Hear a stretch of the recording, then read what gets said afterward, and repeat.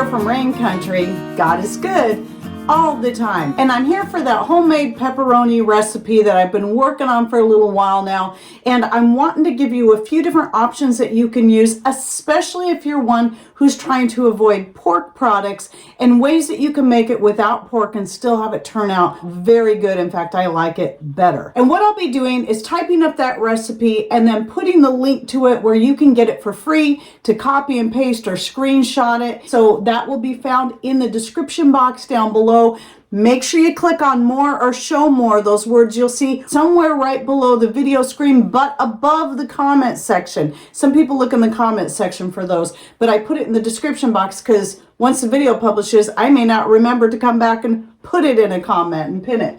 So let's get to this recipe. Now, the first one that I made was with just elk, because as I was kind of researching recipes on making pepperoni, the one I came across that I liked the idea of the best was saying to use extra lean beef. And I thought, well, I've got elk, ground elk, and that's pretty lean. And well, it turned out pretty good for the most part. It was rather dry for a couple of reasons.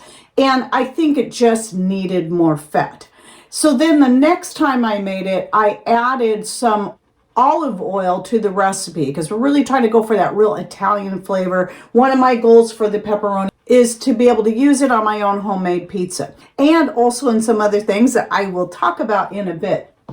So once you decide on the meat that you're going to use, depending on how lean it is, you know, it can be elk, it can be venison, it can be beef, or it can be a combination.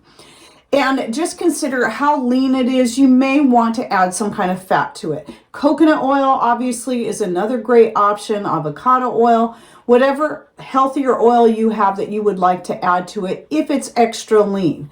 If it's not extra lean, you may not need to add any fat to it at all. So my third attempt and my favorite recipe so far was when I took the ground elk, which by the way was locally caught, and the ground turkey that I get from Butcher Box. So I love Butcher Box for everything else that I cannot get locally.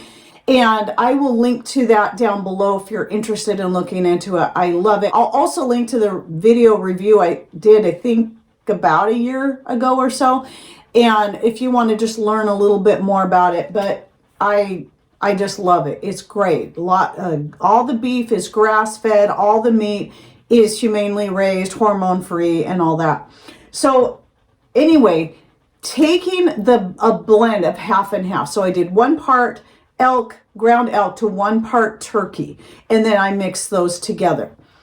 And then to those, I went ahead, even with the turkey one, just in case, I did go ahead and still add a tablespoon of olive oil for each pound that I use. So from here on out, every measurement I give you is going to be based on 1 pound of meat. But when I did that, I was doing 2 pounds. So just so you know that for that recipe, the pound of meat, the pound of elk, and the pound of turkey, I actually doubled those measurements that I'm going to be giving you. So once you have the meat in the bowl, you're going to add a tablespoon of fennel seed. Now I used whole fennel seed like you can see right here, but you can grind it if you prefer. I added a tablespoon of granulated garlic, a tablespoon of granulated onion, and then everything else I did by the teaspoon. And that was a teaspoon of salt. So, you know, a Himalayan salt, the Redmond real salt, whichever one you prefer. A teaspoon of red pepper, but if you like it a little extra spicy, you might want to add 2. And then same thing with the black pepper, a teaspoon, but for a little more spice, I would say go 2, because this last one I did double up on. I did add more of the pepper than the previous one, and it did turn out spicier, and we love it. A teaspoon of oregano, a teaspoon of rosemary, and then a teaspoon of liquid smoke. Now, this last time I used the mesquite, and I used the Wright's brand, but I'm sure there's other brands out there. And the previous ones I used hickory, but I ran out of the hickory, so I thought now it's time to try a different flavor. So, because I think I have an applewood one too, I haven't tried yet. And I think I probably like the mesquite a little better than the hickory, but both are good. Now, if you don't want to use liquid smoke, or you don't have it and you have a smoker, you can totally skip that. You don't have to add that. You can actually make your pepperoni in a smoker. So then the easiest way to do this is to just mix everything together by hand.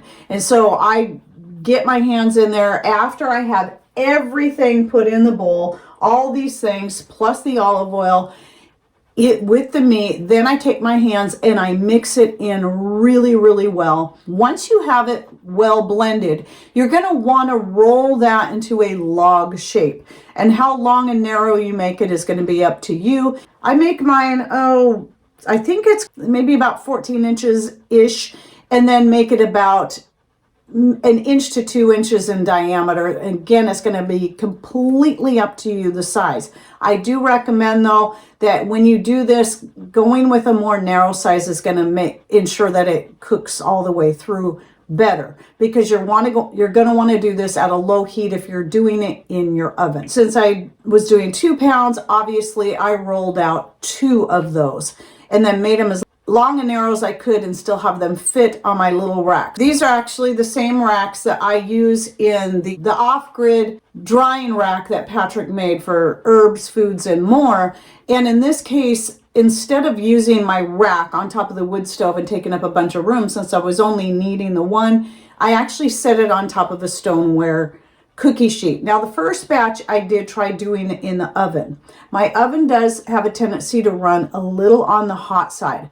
And I had set it at 200 degrees as the original recipe I came across, which, by the way, I made my own tweaks to, had recommended, but it was just a little too hot. Here's an image of what it looked like.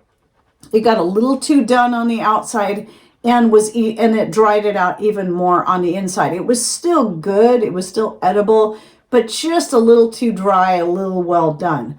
So if you're doing it in an oven, I highly recommend that you start with a lower heat and then just keep checking on it. Because what you're going to want to do is every few minutes, you're going to want to come and turn those so that they don't get a flat side on them. It's still without putting it into any kind of skin like you'll find them in when you buy, pepperoni, salami, and all that from the store. When you're not doing that, those things do help it hold its shape. But if you're not doing that, which I'd rather not do anyway, then you do want to keep just rolling it just a little bit every few minutes. You don't have to do that the entire time necessarily, but that will help it, especially if you're doing it in the oven. That will help it kind of maintain a more round shape as it's baking. Now, the time that was given in the recipe I'd come across was 8 hours. But when I was doing it in my range at 5 hours at 200 degrees, it was already well done. And so that, again, that's why I say go down maybe 175 and then just watch it closely. You can always turn the heat up later. What will happen is the outside part of that pepperoni is going to bake and kind of make its own sort of skin that's going to hold it. And then you'll still need it to bake all the way through, and make sure, especially if you're using something like turkey or you do go ahead and use ground pork, you're going to want to make sure that is all the way cooked, all the way through. And for doing this on the wood stove, what I found, I preferred that much better because I had it was so much easier to control it. Kept a thermometer on top of the wood stove so I can watch, if the temperature goes up and goes down. If the wood stove started getting a little too warm, then I would take the cookie sheet with a rack on it and prop it on top of some trivets. I keep cast iron trivets in there, so I'd prop it up on there to get it a little farther away from the heat so that it could bake a little slower and not get overdone like my first batch did. But I also like the fact that it's just right there because my wood stove is in our living room and I could just keep walking by, turning it, and turning it. But on the wood stove, because it was on the wood stove, so most of the heat's coming, you don't have the heat coming from the top and the bottom like you would in your oven. It's only coming from the bottom really. Then I did keep turning it repeatedly all throughout the day. And I would say 6 to 8 hours, but you just want to keep checking it. You can kind of squish it a little bit. And if it starts to feel pretty firm, it's probably done. If it still feels real soft and is easy to kind of squish, then it is not done. It needs to bake further. Once you believe it's done, you can then take it, cut it in half, and just check. You'll be able to tell whether or not it's finished. And if it looks like it didn't finish and you just want to get it done, the other thing you can do at that point, you can go ahead and just slice it up into smaller pieces, then lay it out on your racks like this. You can also do this in your oven and just spread your slices out over your rack, and then let it finish baking that way. And it won't take very long at that point because they're much thinner, and then the heat can get to all those center parts by doing it that way. And I found that worked really well, just to make sure everything got done, especially with that last batch where I used the turkey in there in the blend, because your poultry and your pork products, you know, these are things you definitely want fully cooked before you consume it.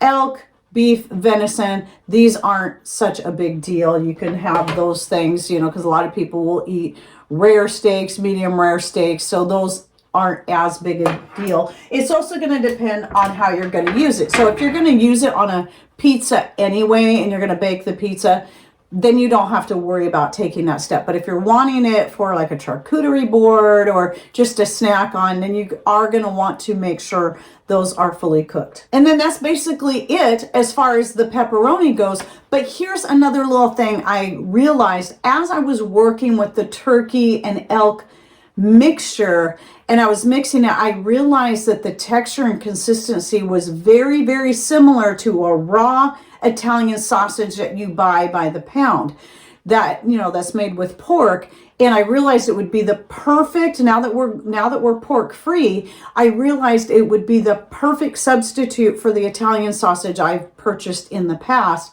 in making my Italian sausage soup. And I'm so excited, because in that case, what I do is I just pull off little pieces about that big, and in their raw form, I have the soup boiling already, and then I just start throwing them in. I don't put them in all at once because you don't want them to stick together, but just toss them in there like that. So I'm really looking forward to trying this recipe again with using this particular blend. Now, also remember that any of my ingredients, feel free to tailor anything to suit you. For example, the rosemary and the oregano were not in the original recipe, but ground mustard was. I left out the ground mustard and instead added these two. I really like that. But you can play with the ingredients, you can play with the amounts. If you're still uncertain, you know, like how spicy you want it or how much of anything you want to add, simply try making very small batches at a time. And then it will give you a better idea. Do you want to go with a ground fennel or whole fennel? Do you want to use less fennel? Obviously, this is all totally up to you. This is what I like about just sharing a basic recipe, so you can take it and just run with it and do what you want to with it. I just know I'm very, very thrilled with the way, especially this last batch turned out, and how easy it is to make, because it is pretty easy. And that now I know I can have a couple of different uses. Oh, and here's another idea. This is something you can also use as, if you like that kind of flavor, you can use this as a replacement for bacon in the morning, or even adding it to your, like if you're making a scrambler or an omelet, you can cut the pieces up. I did that with some of the pepperoni I made, and then add that to a scrambler for breakfast with a little cheese and whatever other things you like to add in there, maybe some bell peppers. Anyway, I hope you enjoyed this video and that you found this helpful. Don't forget that link to the written recipe I'll be putting down below, so you can go look that up and have a place where you can copy and paste. And remember, it's entirely free. You don't have to pay anything, though yes, it will take you to Patreon. That should be an open link, and you shouldn't have any problem accessing that and not have to pay a single cent for it. And any thoughts, ideas that you would like to share? Have you made a pepperoni, a sausage, or whatever?